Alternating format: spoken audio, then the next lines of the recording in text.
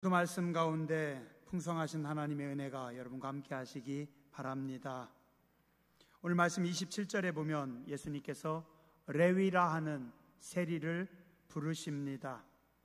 레위 누구일까요? 마태복음 9장, 마가복음 2장에 함께 기록하고 있습니다.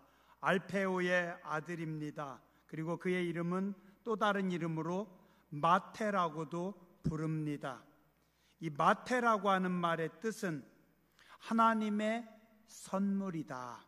하나님의 선물이 마태이고 이것이 구약 히브리식의 이름으로는 레위라고 합니다. 마태 많이 들어보셨죠? 누구예요? 예수님의 12제자 중에 한 사람이고 신약 성경의 맨 처음 마태복음을 기록한 저자입니다. 구약에서 레위라고 하는 이름은 아주 귀한 이름입니다.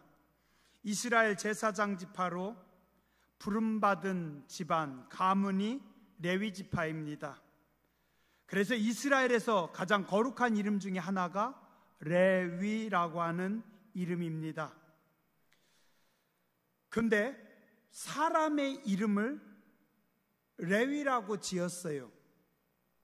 그러면 이 사람 아마도 레위 지파의 사람일 확률이 아주 높습니다. 그리고 세관에 앉아서 세금을 걷어들이는 사람이다. 그러면 이 당시에 공부를 많이 한 사람입니다. 옛날이나 지금이나 세관에 앉아서 세금을 계산하려면 공부를 많이 해야 됩니다. 그렇다면 이 레위가 태어났을 때 그의 아버지는 이 아들을 하나님께 바치고자 결심했든지 아니면 거룩한 제사장이 되기를 바래서 아들의 이름을 레위라고 지었고 잘 교육시켰는데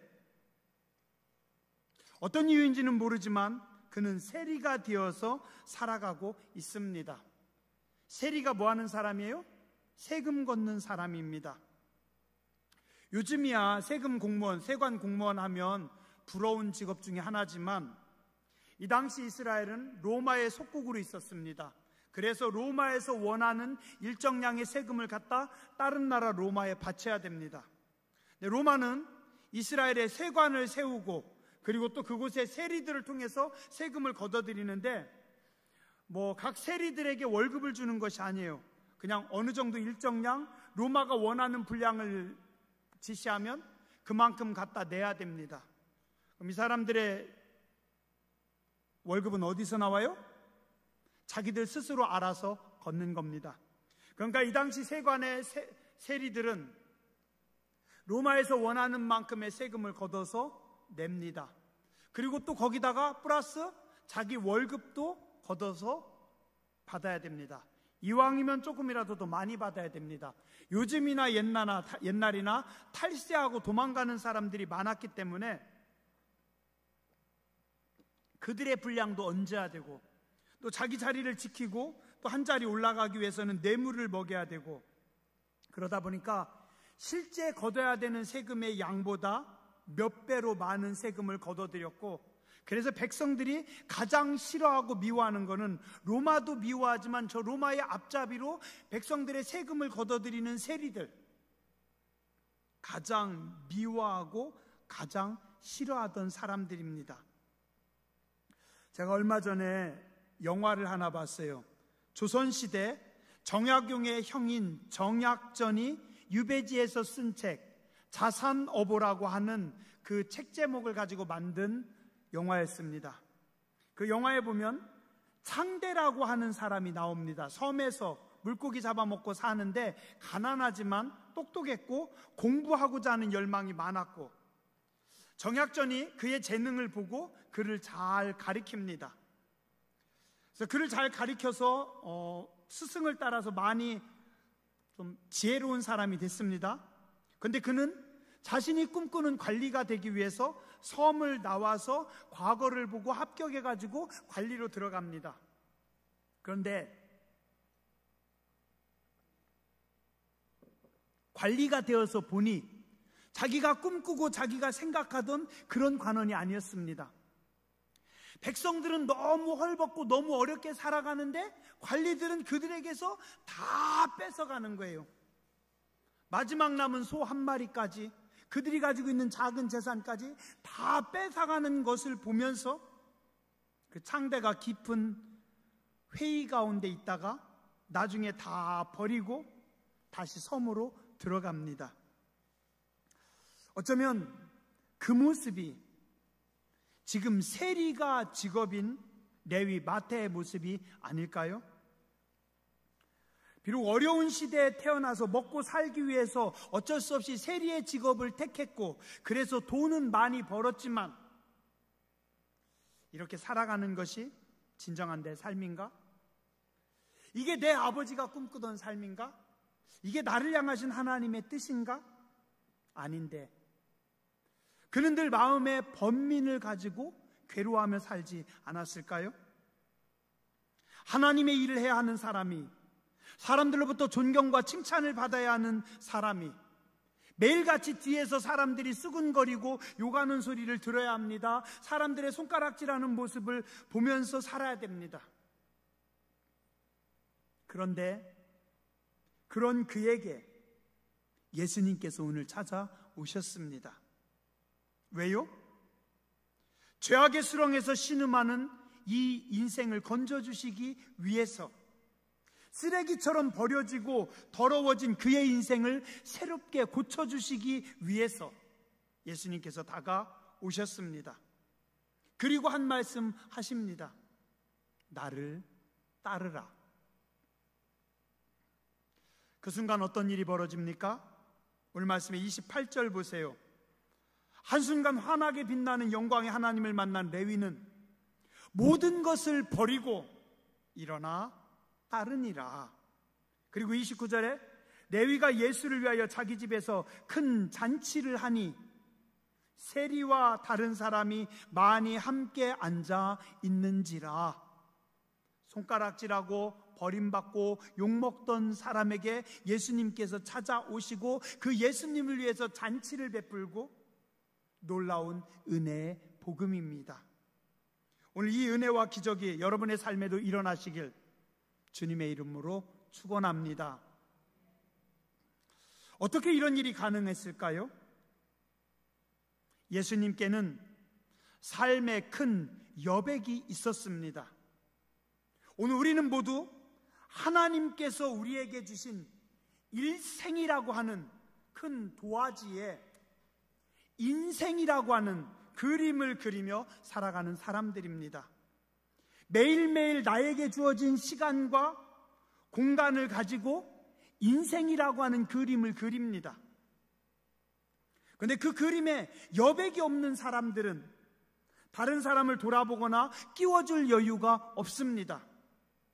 열심히 내 그림만 매일매일 숨가쁘게 그리다 보니까 내 삶에 여백이 없기 때문에 다른 사람을 돌아볼 수도 없고 받아들일 수도 없고 품을 수도 없습니다. 또한 삶에 여백이 없는 사람들은 자기가 배운 지식이, 자기가 아는 것이 삶의 전부이기에 자신과 다른 것은 받아들일 수 없습니다. 그냥 나와 다른 것은 다 틀린 것이고, 또한 내 눈으로 보여지는 것 이상은 보고 싶지도 않고 생각하고 싶지도 않습니다. 지금 내 눈앞에 보여지는 모습이 민족의 피를 빨고 돈밖에 모르는 쓰레기 인생인데 더 이상 저 인간과 무엇을 논할 수 있겠느냐? 그러나 삶의 여백이 풍성하신 예수님은 이 세리 마태의 죄와 악만 보는 것이 아니라 그의 내면에 있는 심연의 깊은 아픔과 갈등, 번민을 보시고 그를 사랑하셔서 찾아오셨습니다. 사람들은 죄와 악을 보고 손가락질합니다. 은혜가 없는 인생이라고 비난합니다. 그러나 예수님은 은혜가 필요함을 보시고 찾아가셔서 죄와 악을 씻어주시고 은혜가 있는 인생으로 생명의 심지를 살려주시는 하나님이십니다. 레위 마태 속에 간절한 목마름을 예수님은 보셨습니다. 그의 애타는 부르짖음을 들으시고 오늘 찾아오셨습니다. 그리고 그에게 한 말씀 하십니다. 나를 따르라. 여러 말씀 안 하시고 짧은 한 말씀, 나를 따르라. 그러나 이 한 말씀 속에 모든 것이 다 담겨져 있습니다. 걱정하지 마라. 내 죄를 내가 다 용서해 주마. 내 과거는 내가 묻지 않을게. 내 기도를 내가 들었다. 내 마음을 내가 안다. 내가 너에게 새로운 인생을 허락하마. 이제 나와 함께 새로운 인생을 살아가자. 진리는, 생명은 말이 아닙니다. 긴 말이 아닙니다. 짧은 한 말씀 속에, 깊고 그윽한 예수님의 그 눈빛 속에 주님의 사랑과 용서가 다 담겨져 있었습니다. 우리 예수님은 정말 은혜가 필요한 곳으로 찾아가십니다. 마태는 잘 몰랐지만 마태의 마음속 깊은 곳에 절규와 기도를 들으시고 주님은 찾아오셨습니다. 하나님의 선물이라고 하는 훌륭한 이름을 가지고도 하나님의 선물이 되지 못하는 인생을 살아가고 있었지만 예수님은 그의 속에 숨겨진 은혜를 찾으시고 그를 회복시켜 주십니다. 이제는 그의 미래를 새롭게 만들어 주십니다. 사람들은 얼룩지고 뒤틀리고 깨진 우리의 과거를 손가락질하지만 입술의 언어로 생명을 창조하신 하나님은 부서진 우리의 인생도 포기하지 않으시고 새롭게 재단해 주십니다. 과거의 얼룩과 뒤틀림을 넘어서 우리의 오늘과 우리의 내일을 아름답게 그려주시는 예수님 앞에 더 가까이 나아가시기 바랍니다. 예수님의 제자라고 자부하는 우리 그리스도인들에게도 삶의 여백이 있어야 합니다. 그냥 매일 나만 위해서, 내 배만 섬기기 위해서 나의 시간, 나의 공간, 하나님께서 내게 주신 은혜를 그냥 허비하며 살아가는 것이 아니라 이제는 삶의 여백을 남겨놔야 됩니다. 삶의 여백이 큰 사람이 많은 사람들을 포용할 수 있습니다. 그래서 사람의 그릇은 그의 포용력만큼이라고 하는 말도 있습니다. 구약시대 이스라엘 백성들은 논이나 밭에서 추수할 때 꼭 한쪽 구석은 남겨놓습니다. 추수하다가 작물을 흘리면 다시 가서 줍지 않습니다. 왜요? 남겨놔야 가난한 사람들, 땅 없는 사람들, 배고픈 사람들, 그들도 가서 주워 먹고 그들도 가서 비워 먹고 살 수 있기 때문입니다. 가슴이 넉넉한 농부가 밭의 한 구석을 남겨놓듯이 우리 여러분의 마음 한켠을 비워놓으시기 바랍니다. 시간과 물질의 일부를, 하나님께서 내게 주신 은혜의 일부를 여백으로 남겨놓고 그 여백에 고단하고 지친 피곤한 심령들이 와서 쉴 수 있도록 만들어 놓고 함께해야 합니다. 정현종이라고 하는 시인이 쓴 시 중에 비스듬이라고 하는 시가 있습니다. 한번 읽어드릴게요. 생명은 그래요. 어디 기대지 않으면 살아갈 수 있나요? 공기에 기대고 서 있는 나무들 좀 보세요. 우리는 기대는 데가 많은데 기대는 게 맑기도 하고 흐리기도 하니 우리 또한 맑기도 하고 흐리기도 하지요. 비스듬히 다른 비스듬히를 바치고 있는 이여.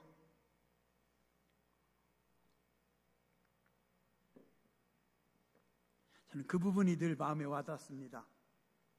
나무가 그냥 서 있는 게 아니라 공기에 기대어서 서 있다. 우리는 어디 기대어 서 있습니까? 하나님의 은혜에 기대어 서 있습니다. 서로가 서로를 기대어 살아갑니다. 우리 인생은 함께 어우러져 가는 인생입니다. 언제나 누군가에게 기꺼이 내어줄 수 있는 나의 어깨가, 삶의 여백이 있어야 합니다. 또한 오늘 우리는 타인의 여백을 봐야 합니다. 보이는 너머를 봐야 인생을 깨우고 사람을 살릴 수 있습니다. 그가 사용한 과거의 시간, 혹은 그가 현재 이루어 놓은 것만 보지 마시고 앞으로 그의 삶 앞에 남겨져 있는 삶의 여백을 봐야 됩니다. 오늘도 우리는 우리의 미래가, 우리 아이들이 앞에 쫙 나와서, 한성이가 벌써 그만큼 컸어요? 얼마나 이뻐요? 이 아이들의 미래, 이 아이들의 오늘의 모습이 아니라 이 아이들의 앞으로의 삶의 미래, 가능성, 삶의 여백을 우리는 보고 축복해야 되고, 이 아이들의 미래를 위해서 우리는 기도해야 되고 꿈꿔야 되고, 그래서 이 더운 날 우리 김 목사님하고 교회학교 선생님들이 매일 더운데 열심히 나와서, 또 성도님들도 어떤 분은 수박으로, 어떤 분은 아이스크림으로, 어떤 분은 자두로 가져오세요. 여러분의 미래입니다. 그죠? 저들의 삶의 미래를, 저들의 미래의 여백을 우리가 아름답게 가꿔주고 저들을 위해서 꿈꾸고 저들을 위해서 기도하는 겁니다. 하나님께서 아주 기뻐하십니다. 사람의 과거를 보고 평가하는 사람이 있습니다. 그런가 하면 사람의 미래와 가능성을 보고 평가하는 사람들도 있습니다. 과거를 보는 사람은 이렇게 얘기합니다. 저 인간 사람 되겠어? 틀렸어. 그런데 미래를 보는 사람은 저분도 하나님께서 쓰십니다. 자, 따라서 하시죠. 저분도 하나님께서 쓰십니다. 옛날에는요, 그릇이 아주 귀했습니다. 많지 않았어요. 그리고 또 그릇에 물을 담아가지고 여행할 수는 없잖아요. 요즘이야 뭐 이런 용기들이 좋아져가지고 여기다 담아서 가지고 가면 등산할 때도 쓸 수 있고 아주 좋아요. 옛날에는 없었어요. 그래서 어떻게 하냐면 소나 양을 잡으면 그 가죽을 잘 꿰매가지고, 그리고 거기에다가 본드칠을 잘 해가지고 물이 새지 않도록 해서 소나 양의 가죽으로 주머니를 만들고 거기다가 물을 넣고 거기다가 포도주를 넣어서 담아요. 자, 소나 양의 가죽에 포도주를 넣어서 담으면 어떻게 됩니까?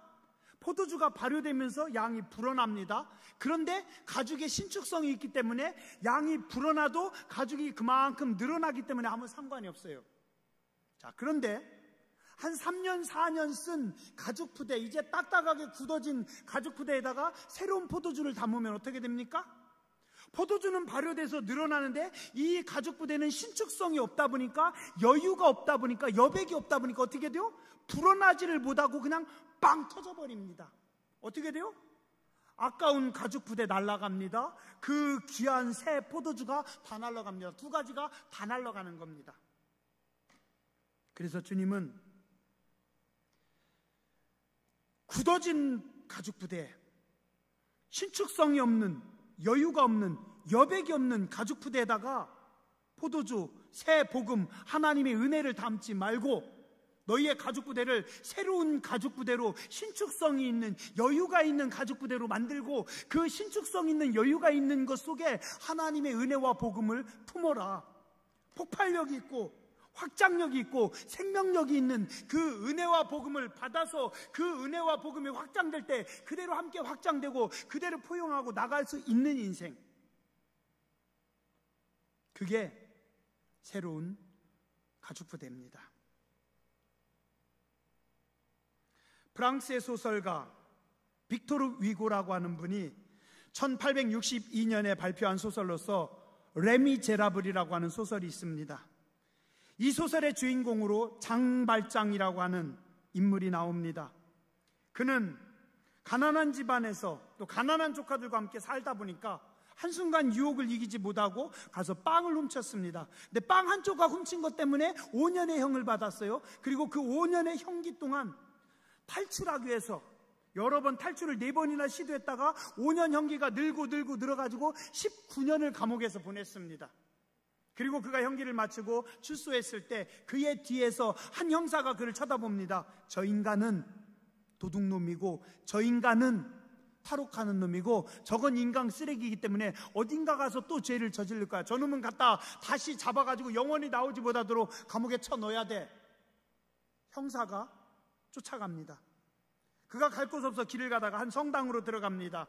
미리엘 주교라고 하는 신부님을 만납니다. 이 주교가 그를 불쌍히 여가지고 먹을 음식을 주고 편안히 쉬게 하고 잠을 재웠어요. 근데 그가 잠을 자다가 그 집에서 보니까 한 물건이 탐이 나는 겁니다. 은으로 만든 촛대입니다. 저거 갖다 팔면 최소 몇백만 원은 나오겠다. 저거 갖다 팔면 꽤 돈이 되겠다. 그래도 안 되지. 참다 그만 유혹을 못 이기고 주교가 잠자는 시간에 새벽에 금촛대를 훔쳐가지고 가방에 넣고 몰래 탈출합니다. 근데 숨어있던 형사가 그걸 발견하고 그럼 그렇지 이 인간, 쫓아와서 잡아서 가방을 뒤져보니 은촛대가 나오는 겁니다. 너 같은 놈은, 너 같은 건 쓸모없는 인생이야. 너는 평생 감옥에서 살아야 돼. 그리고 성당에 가가지고 신부님을 불러서 이게 이 은촛대가 이 성당에서 나온 거 맞죠? 이놈이 여기서 훔친 놈 맞죠? 이때 미리엘 주교가 이야기합니다. 아니 이 사람아, 내가 2개 가져가라니까 왜 그거 하나 가져갔나? 여기 이것도 빨리 가져가게. 남은 하나의 촛대까지 챙겨가지고 그에게 줬답니다. 거기서 은혜를 받은, 거기서 깨달은 이 사람이 내가 이제는 인생을 새롭게 살아가야 되겠다. 그래서 훌륭한 사업가가 되고 나중엔 그 지역의 많은 사람들에게 칭찬받는 시장의 자리까지 올라갑니다. 그 인물이 장발장이고 그 이야기가 레미제라블입니다. 형사는 그의 과거를 보며 그의 남은 시간도 쓰레기 시간일 거야. 그러나 이 주교는 과거는 부끄러웠지만 앞으로의 그의 인생은 하나님께서 쓰시면 빛나는 보석이 될 수 있다. 오늘 우리는 획일화된 세상 속에서 너무나 편협한 시야를 가지고 살아가고 있습니다.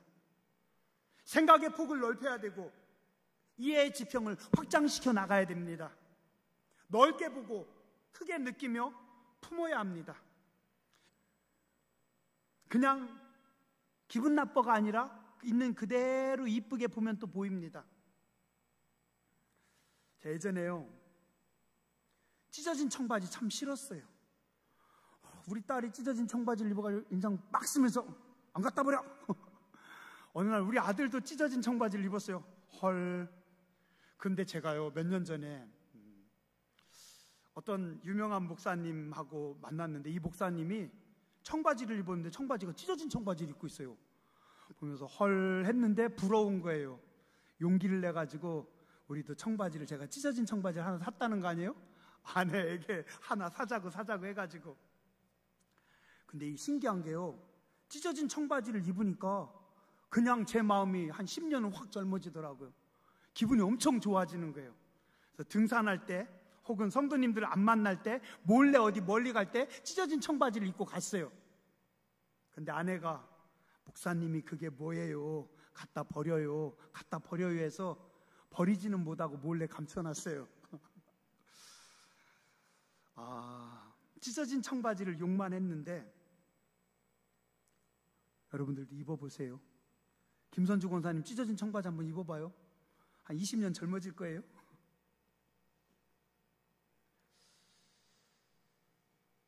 다 다르더라고요. 생각도 다르고 판단도 다르고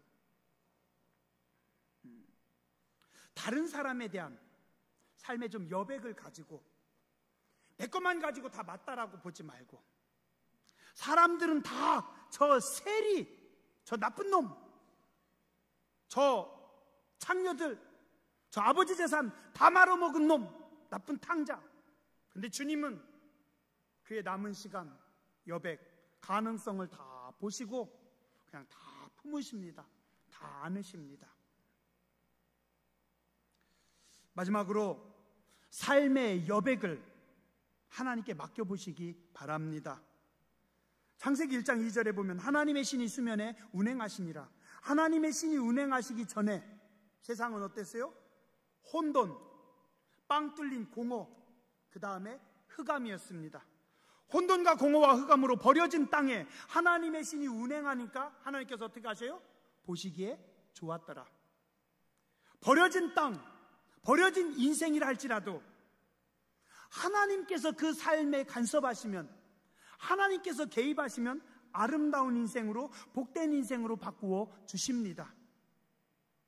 한번 따라서 하시죠. 창조의 하나님, 내 인생에도 말씀해 주옵소서, 간섭해 주옵소서. 여러분의 삶의 여백을, 여러분의 삶의 미래를, 여러분의 삶의 앞날을 하나님의 손에 맡겨보시기 바랍니다.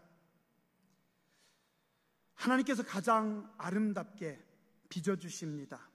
그리고 우리의 삶의 여백을 가장 가치 있는 인생으로 만들어 주십니다.